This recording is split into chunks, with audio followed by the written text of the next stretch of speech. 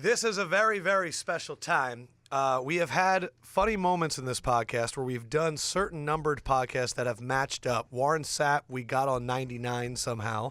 And now... And Buster, like Warren Sapp punked Lefkoe so bad he didn't know what to do. Made him uncomfortable as crap. I know, I don't even remember what I said that got me uncomfortable. You don't have to say anything to him. He'll but get this you is episode 141, and we got Buster Skrine, number 41, What in up? the building. 41. All right, so we always start off with the numbers. Who are the other 41s in the NFL? Do you even pay attention to the other 41s? The only other 41 I know is Terrence Newman, but I'm not sure what number he is anymore. But we played for Dallas. Yeah, he was. You're right, and I would have forgot about that. He's not 41 anymore. He's not 41 anymore. But I'm curious, did you pick 41 for a reason? Because I wore 41 in high school basketball, and mainly because 20 didn't fit me. Because I was a little bit bigger, and I don't need your laughter. But I would just tell people it's because of Dirk. I was like, Dirk wore 41. Fat guy in a 20 jersey. Yeah. But I wore 41. Quick story. I went to Tennessee, Chattanooga. They're like, if you come here, we'll give you number 1. That was my high school number. And I got there, and I had number 41. So I'm like, man, who wears 41? Yeah. You know what I'm saying? And they put me at receiver with number 41. So that's a bad number. That doesn't even make sense. Who are the other 41s? Sims? Man, I'm trying to think right now at the top of my head. I don't have anybody coming to my head. Who am I missing? Am I missing an obvious one? Alvin Kamara. Oh, shit. That's right. That dude's balling yes, right now. Baller. Other guys, Captain Munnerlin, Zach Cunningham, linebacker from Houston, Anthony Harris, Minnesota safety. He had a balled big last play. week. He really did. Buster Skrine, Dominique Rodgers-Cromartie, Ronald Darby, Byron Maxwell. Wow, there's more than I thought. Yes. And then all-time guys, Lorenzo Neal was a 41. Brian Piccolo wore 41.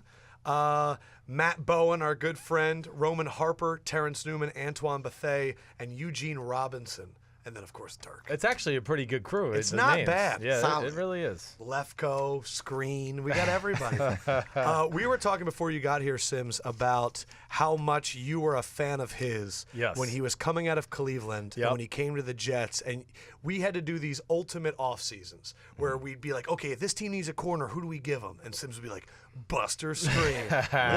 Staple. And now, you guys were both Parisi guys. Parisi guys. And it's funny just because when I got out of football, you were, what, 2011 draft? 2011 draft. Yeah, so when I got out of football, I just had gotten out and retired and basically started going like to the point where I was bored at home. I was like, I'm going to start watching guys coming out in the draft.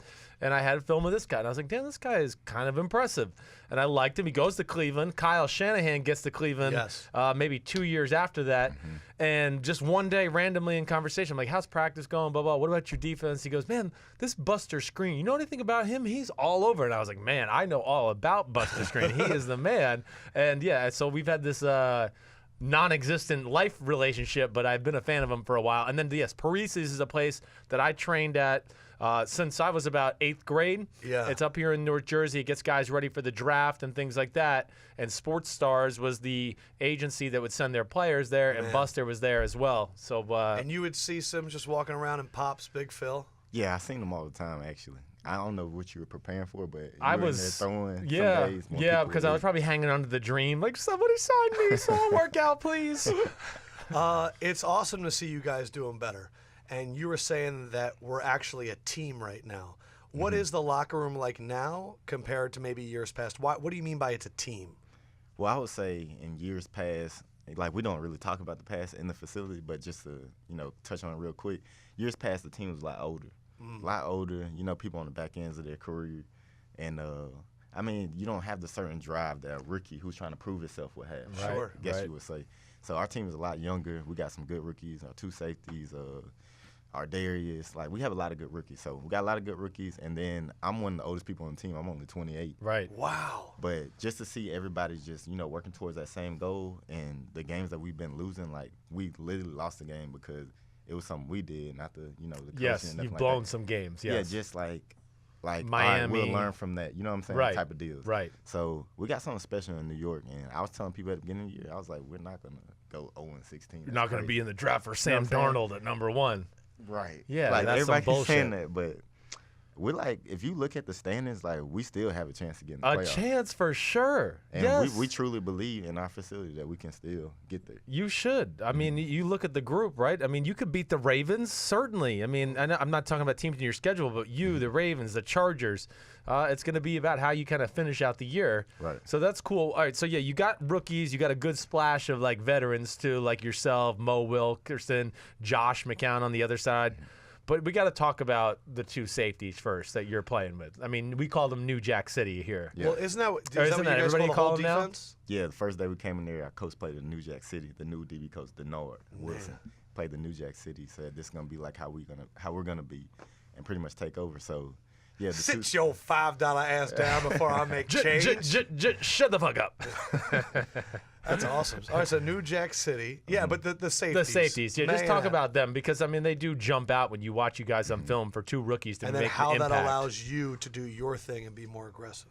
So Jamal and Marcus Maye, both of them are really good. That's probably the first time in my career I've seen two players step on the field. The first day of practice, they both started. They just belonged. And you were just the like, first day, damn. they were the starters. Right. And usually you have a rookie, he has like, we tried to, force the situation. Now we're going to put the vet back in. Right. But the first day they came out there, they were like, nah, we can play type of deal. They were already like vets, so I was impressed with that. And then I gained their trust. I've been able to play a lot more aggressive and do some of the things I did in my past. Right. Yeah, are you? What you were doing in Cleveland for sure. Well, you know what? I want to. While we're just talking about that real quick, because that was something that came up to my mind when we were getting ready here. Like, give me your 2 cents on why Cleveland is dysfunctional. I know you guys weren't like horrible when you were there, but just now that you're gone from there and you look at it, like, what's your logic to why they just can't kind of get it going in the right direction there? You got anything there? I would say when I was first there was a lot of change. Right. So anytime there's a lot of change in any building, it's hard to like build that certain bond. Right. But I do think Coach Hugh, the coach they have there now. Yeah, Hugh Jackson. I have a lot of respect for him. I played against him when he was in Cincinnati. And people respect him that plays for that team. Right. I just feel like, they're not winning any games right now. But if I was their organization, I would keep him because what he's doing, he's building up a team. Like, you can't just keep changing and changing. Yes. Just go with the flow or just go with him. Right. And it's not like he's got a lot of talent on his offense to make things happen. So you're right about that. It is. It's been a lot of change. Sims has always tried to explain to me, like, the human emotion of a football team. And there is things like desperation. And there is things like our back is up against the wall. When you hear people talking shit about your head coach, who I'm sure you respect, what is that moment like when you look around the locker room? Is there a moment where, like, we need to do this for him? Does that happen? I mean, we always want to represent our coach. Coach Bowles, I always talk about this. He comes in the facility every morning at 4:30. Like, 4:30, beats everybody there. He's every time you see him, he has a positive attitude. He's the same guy every day. I think within the front office, too, everybody trusts Coach Bowles and what he's doing. And we've won only 4 games this year, but people on the outside, man, they'll say, like, I can see, y'all's team is changing. Completely. And y'all are talented. Everybody's, playing together as a team. So, I mean, you have the outside. That's their job to talk about, wins and losses, but that's why, that's their job. That is their job. So just in the building, as Sims knows, when you're a team, you don't really care about stuff like that because that's why you're there in the first place. You're right. You're not listening to that noise. You do it every day. Yeah. Right. You guys, so the Saints, their defense, I'm going to give them credit for the first defensive unit to do the pictures together. And now everybody's fucking doing it. I saw the Steelers doing it. I saw everybody doing it. You guys, though, I was there on the Thursday night when you beat the shit out of the Bills, and I did a Jets chant, and I didn't even know where that came from. But you guys were out there, and you were all dancing. And now I'm seeing the Ravens dancing at timeouts. Right. Is that, like, I feel like now with this celebration rule, all of a sudden football players can be people again. Do you feel that? I do feel like that. Like, you score a touchdown, you do want to celebrate. You don't want to get a 15-yard penalty because you've worked your butt off all offseason to get in the end zone. Right. So I feel like that was a good choice to bring it back. But us dancing on the field, if you come to our practice and play that music, the young dudes, they know every dance. I'm old, so I don't dance like that. He's saying he's old, he's 28. That's the way it is in football. That's what's fucking crazy. When you're 30, you're like, holy shit, I'm older than everybody. What's going on here? Right. Yeah. But they dance every day. Like, I'll do my little dance, I do my little two-step. But every day the defense runs on the field. Even some of the people on offense, because, offensive players aren't as swaggy as defensive players. But every time they run on the field, they dancing. It gets sometimes with Bowles like, hey, man, y'all come on and stop dancing. Get ready. You know what I'm saying? Right. That's so funny. But just to have, like, people that passionate to be there is what makes our team special, I guess. Is it in the locker room that, like, people talk about what we're going to do this week? Is it on the field where it gets figured out? How does the touchdown dance thing go right now? I would say the Jets thing is all organic. Oh, it we is. We don't plan, pre-plan. A lot of these teams like doing like stuff in the end zone when they get in there. Right. But our team is like that all the time. Like, definitely Jamal. Jamal is always yelling and dancing. Right. And sometimes like, Jamal, be quiet. Another But crazy kid from LSU. Yeah, right. We have so many LSU cats on our team now, definitely DBs. But just to have him in that locker room, he kind of like a heartbeat. Yeah. Like, say if you are like kind of like, oh, I don't feel like being here today type deal, which you should want to be there every day because it's football. But it does happen. I get you. But I know. Just to hear him yelling in the corner in his locker, you like, all right, come on, let's do this. Right. Let's get up because Right. you're right. You need a lot. You need guys in the locker room that are going to bring energy to the field every day. So that's always. That's why I'm at Bleacher Report. That's who you I'm are. a yeller. Yeah. Except when I'm not. Yeah, it's bad. Okay, so you had a bye week. What's your week like? So today it's off. It's Tuesday. We're recording this Tuesday before Thanksgiving. You had practice yesterday. We did have practice yesterday. All right, and then he gave you the normal Tuesday off. Tuesday off. Okay. Did you have to be there? Did you have to do anything on Sunday? Sunday, no. So you got the full weekend off too. Full weekend. I celebrated my little girl's birthday on Sunday. Hey, happy birthday. And then what about last week? What was the schedule for last week? Because I'm always interested to see just how they do it. Everybody's a little different. So last week we stayed. So we came in Tuesday. Right. And then Wednesday we did a workout as a team. And pretty much they're like, hey, make sure you go home, be in shape, and all that good stuff. Right. And then they gave us the rest of the week off. Okay, that's pretty good. So then you get a practice day on Monday. That's an extra day. So and then you get Tuesday off, and then you hit Wednesday running. Okay, so that's cool. Mm-hmm. Now, yesterday when you're at practice Monday, you start watching like Carolina Panthers film. They already get into that a little bit. You watch Cam and everybody. Right.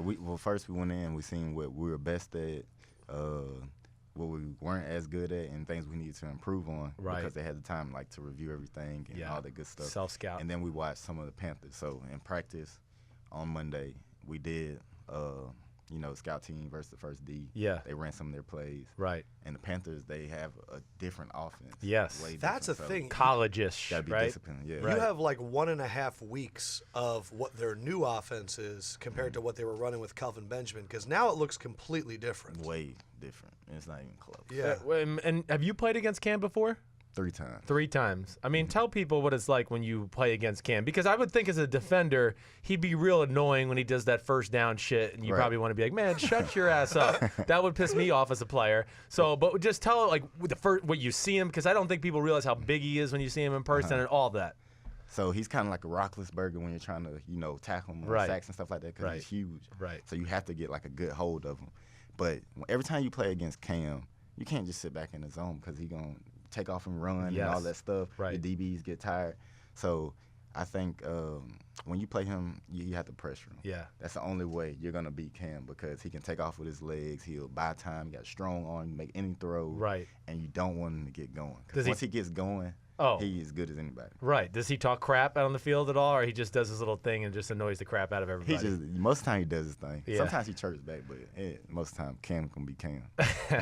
he's Cam. He's the man. You know, when you're that big and you're that impressive, sometimes you can talk. Yes. It's kind of what you've earned. He's fearless. So you're in this division, and it's like the Patriots every freaking year. Mm-hmm. And mentally, when you're getting ready to play them, does that week feel different? It's a division game for one, and you do know, like, hey, we have to beat the Patriots because they win a lot of games, so that game is very important. But every game in the NFL is important, which is the technically right answer. Yeah, it is. I hear you. When you play the Patriots, you need to turn it up a notch, because every game I played Tom Brady, it's been close besides one time, but he's beating us on 2 4-quarter drives, like at the end of the game. That's true. Last year, after the bye, you guys went out there and were right there the whole game, and he kind of got some late throws. Right. Yeah. I mean, he's the GOAT. I give him his credit. Yeah, he's the man. There's no doubt. There's no denying that. I know. So talk about that experience. Just what it's like playing him. Is he a chirper at all, or He can say some things. I've been on the field with him too. He's definitely a fiery guy. He is. He's a fiery guy. I mean, he'll say certain things sometimes, but he yells at his own guys. He's like the ultimate competitor. Right. So I respect him a lot, and you can't never count him out. I don't care if you go by 30 points. Like, he going to try to come back in the Super Bowl. Last game, we're up 14. Did what he did. Yeah, so. I know. He's unreal. Quickest receiver you've played against? Quickest receiver I've ever played against. Because you've played a lot of slot corner. Yeah. Let me see. Quickest Antonio Brown, but a lot of times they have him at the X. Yep. So strongest receiver. You know what? I used to play against Jordan Norwood. Wow. For the Broncos. He's not the fastest, but he got some wiggle. Oh, no doubt about it. Him and Emmanuel. Yeah. How about straight fast that you're worried about the go? Straight fast? Oh, Josh Gordon. Oh. Yeah. Josh Gordon get up on you, and you think you can run. So when it comes to Josh, people are like, hey, could he come back? And we go, we don't know what mental space he's in. I've been on the same team as him. Do you expect him to be back in the NFL? Yeah, I expect him to be back. And I got something to share about Josh. I had invited Josh to come up to New York because I had the event for Screenway, which is like a lifestyle type of deal. But oh, nice. I invited him up. I said, hey, man, I'm going to have an event at this pool, such and such. And Josh texted me back. He said, hey, man, I'm focused. I'm down here in Florida. I'm trying to get back and play. Good. So when he takes that back, the old Josh would be like, hey, I'm finna come out there. Right, and we'll have fun and whatever we're gonna else. have a drink in the off season. Right. But the new Josh, like, he's focused, he's determined to prove something. That's good to hear. Yeah, that's awesome. Josh Gordon is one of those guys. In fact, the first time I ever saw him, I was at a Cleveland Browns practice, and I just was like, holy shit, that is Josh Gordon. He just is another guy. When you see him in person, you cannot get over the size, and that a big guy can run like that. Yes. So that's cool to see. Best hands in a receiver you faced? Best hand, Antonio Brown. He is that good, huh? Yeah. It's amazing. So Sims doesn't have.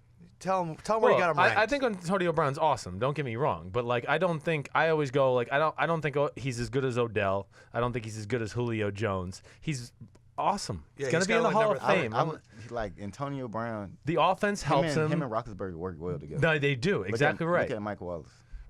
Yeah. Right. That's a great point. Exactly right. I hear you. Mike Wallace ain't been heard of since he left Pittsburgh. Right. He's still a good player. I know what you mean. But yes, he's not the national name that he once was. I know. Well, that's the other thing too. I mean, Big Ben, I always felt like was a little underrated as far as one of the all-time great quarterbacks. A guy that's been to 3 Super Bowls. He's definitely one of the best downfield throwers you've ever had to play. So I always would just because it's not that I hate on Antonio. Antonio is the man. It's just sometimes we get people on here that are just like, he's the best receiver in football because his stats are the best, period. And there's more to football than stats. So I just try to put that into perspective. You got to take on LaVar Ball. What do you think? I love LaVar Ball. I really do. You talking about basketball? The basketball, the dad. Oh. Big baller brand. What do I think about him? Yeah.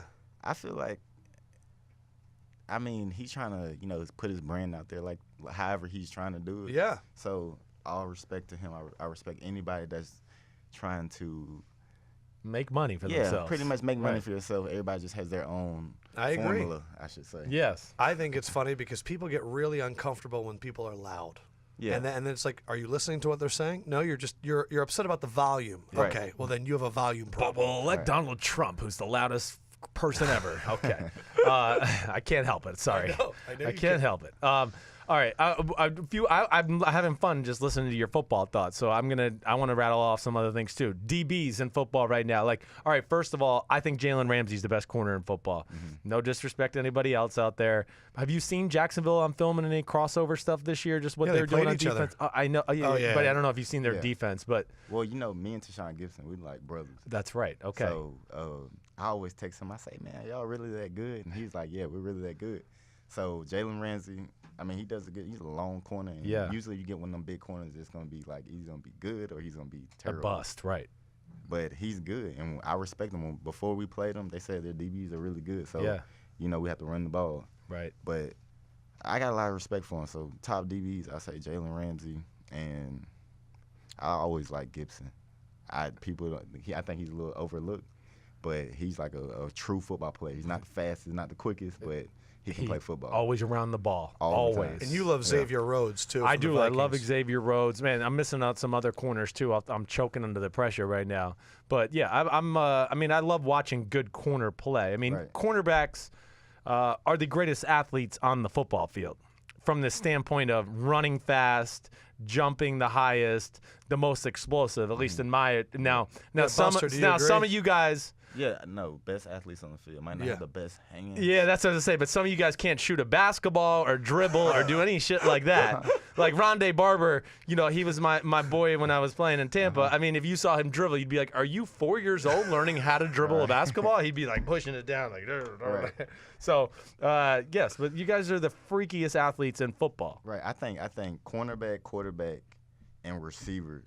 Like, if you have confidence, even if you're not the most gifted athletically, those are, like, the hardest positions to play. Because regardless, they're going to, like, a corner, the ball's going to keep coming that way regardless, whether you like it or not. Quarterback, you touch the ball every play. Right. And receivers, like, the ball's going to come whether you like it or not. Yeah.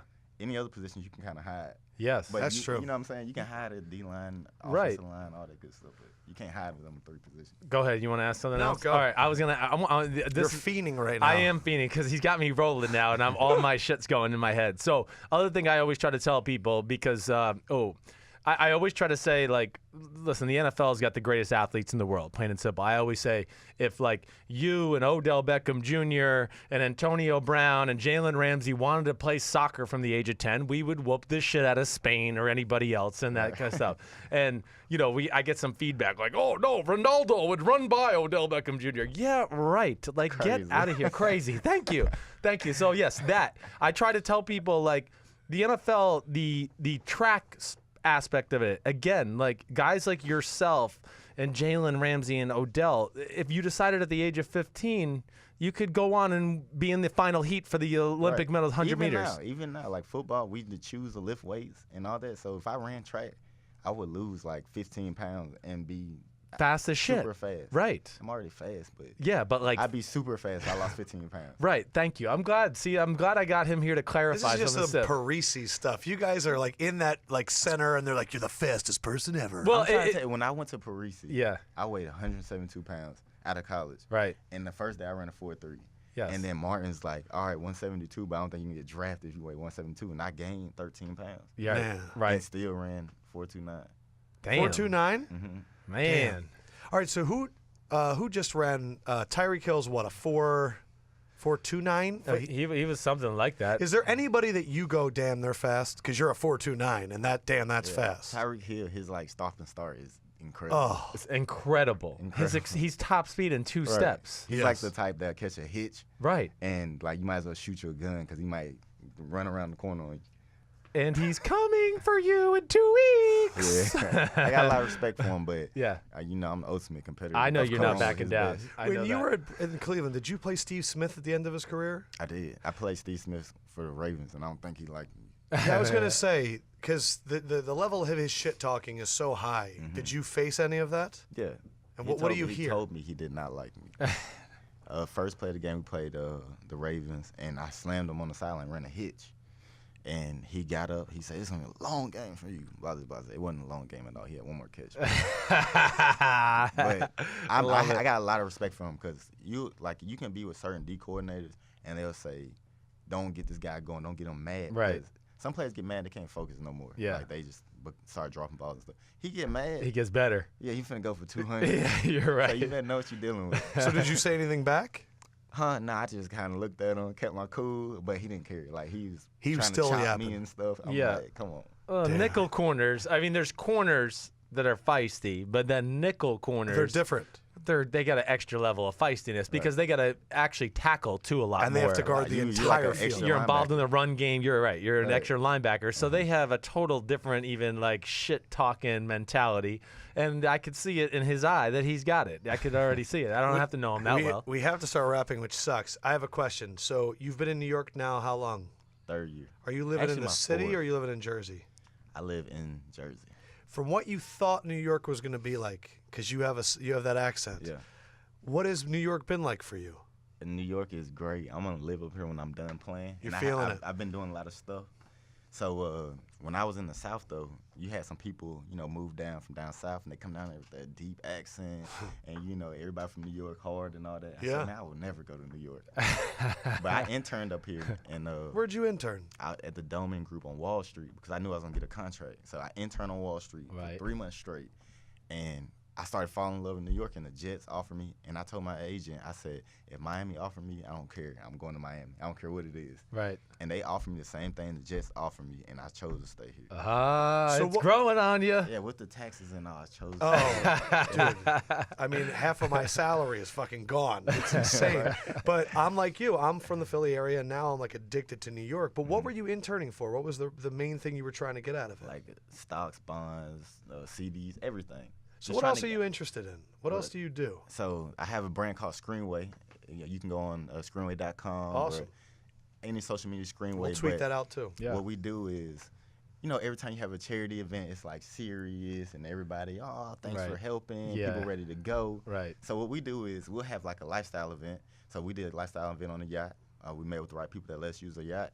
And the money that people chose to buy the tickets, it all went towards giving back. So what we did with that yacht money yesterday, we did this big turkey giveaway. We gave over 300 turkeys. And today in Newark, we're giving over 250 hot meals. So it's like you go to a lifestyle event and they're like upscale, fun, good crowd. And then I pay for this ticket for this certain event down the line to help people. So you get to have fun. That's cool. And then you know that money later goes towards good stuff. Yeah. That's awesome, man. Yeah, you're good peeps, man. We appreciate you coming by for 141, the 41. 41, Buster Skrine, no bullshit with that BS right here. What do I need to know about this game this weekend? This game this weekend, you're going to get the best of the best. Right now, it's like do or die. We need to win every game, so we're going to come out shooting our gun for sure. Fuck yeah. Screenway.com. Check it out. Buster Skrine, the baddest motherfucker right now. Thanks, awesome. man. Thank you, man. Thanks for having me. Appreciate it. Yeah.